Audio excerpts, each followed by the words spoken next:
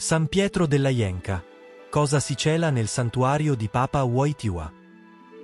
La chiesa santuario di San Pietro della Jenca è un luogo di culto situato ai piedi del Gran Sasso, in Abruzzo, a circa 1100 metri di altitudine. Questa piccola e suggestiva chiesa ha una storia antica e un profondo legame con la spiritualità, reso ancora più speciale dalla visita e dall'affetto di Papa Giovanni Paolo II.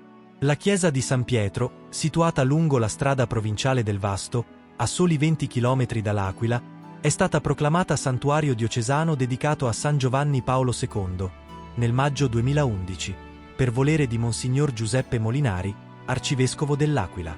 Questo riconoscimento è legato alle frequenti visite private di Papa Giovanni Paolo II, che amava ritirarsi in preghiera e passeggiare nei dintorni durante i suoi momenti di riposo dal ministero. La sua passione per la montagna rendeva questo luogo uno dei suoi rifugi spirituali preferiti.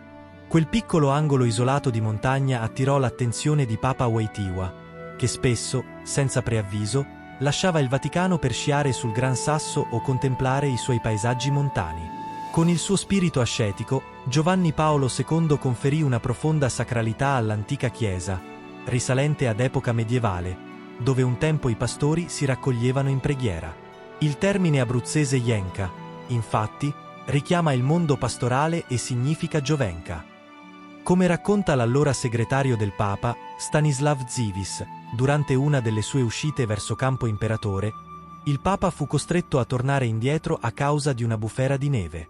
Fu allora, percorrendo la strada provinciale del Vasto, che notò la piccola chiesa di pietra, circondata dalle case innevate, simili a pecorelle attorno al loro pastore. Incuriosito, Giovanni Paolo II decise di visitare quel borgo abbandonato, che da allora divenne per lui un rifugio di pace e silenzio, ideale per avvicinarsi a Dio. Per anni frequentò il luogo in segreto, trovando conforto nella tranquillità della montagna. Nel 1995, però, la sua presenza a San Pietro della Jenca divenne nota al mondo, quando si ritirò lì per qualche giorno dopo aver superato un malore che lo aveva colpito in Vaticano durante il Natale.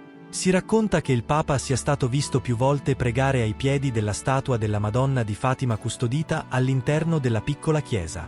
All'interno del santuario si conserva una preziosa reliquia di San Giovanni Paolo II, un frammento della camicia macchiata dal suo sangue, risalente all'attentato del 1981. Questo dono, conosciuto come reliquia ex sanguine, rappresenta un segno della presenza spirituale del Santo Papa in questo luogo. Nel 2014, la reliquia di San Giovanni Paolo II, decorata con 2 filamenti d'oro, fu trafugata dal santuario.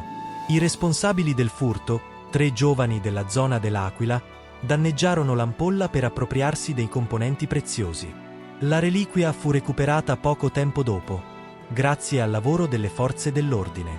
In seguito, è stata ricollocata nel santuario, ma con maggiori misure di sicurezza per evitare ulteriori episodi simili. Il santuario è stato insignito del titolo di chiesa sub umbra Petri dal cardinale Angelo Comastri, arciprete della Basilica Vaticana, rendendolo particolarmente legato alla Basilica di San Pietro a Roma. Il santuario di San Giovanni Paolo II alla Jenca è molto più di un luogo di culto, è un rifugio di spiritualità e pace, immerso nella maestosità del Gran Sasso, dove fede e natura si incontrano per offrire ai pellegrini un'esperienza unica di preghiera e contemplazione. Tra le celebrazioni più sentite troviamo la festa di San Giovanni Paolo II, il 22 ottobre, che richiama fedeli da ogni parte per messe solenni e processioni in suo onore. Nei mesi estivi, il santuario diventa meta di continui pellegrinaggi, accogliendo visitatori fino al tramonto e offrendo uno spazio ideale per la riflessione e la meditazione. Durante il periodo natalizio, il santuario si illumina di una speciale atmosfera di comunità e spiritualità. Celebrazioni solenni, messe e momenti di preghiera ricordano la nascita di Gesù Cristo, regalando ai fedeli un'opportunità per vivere il Natale con raccoglimento e gioia condivisa. Visitare il santuario significa camminare sui passi di un uomo che ha lasciato un'impronta indelebile nella storia della Chiesa e dell'umanità. In un ambiente naturale così straordinario, si può riscoprire non solo la fede, ma anche un rinnovato senso di speranza e bellezza, proprio come amava fare San Giovanni Paolo II.